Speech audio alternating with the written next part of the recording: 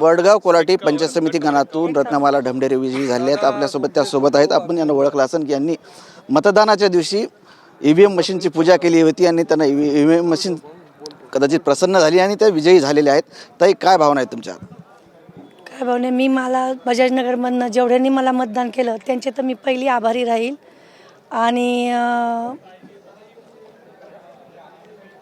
आणि आमदार शिरसाट भाऊ आणि ताईंचं पण मी खूप खूप धन्यवाद.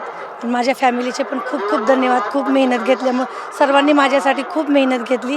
आणि माझ्या अपोजिट मोहिनी बजरंग पाटील आणि अश्विनी रामदास गवळी ह्या होत्या. त्यांच्यापेक्षा मी 147 मतांनी 114 मतांनी मी पुढे आहे. बस, धन्यवाद.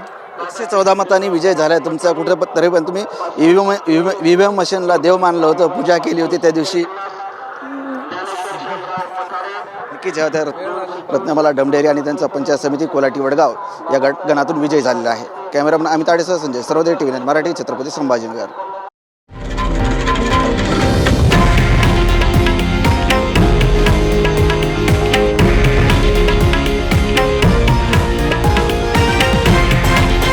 हे आहे देशातील नंबर 1 न्यूज नेटवर्क आणि आपण पाहत आहात TV9 मराठी, एकमेव.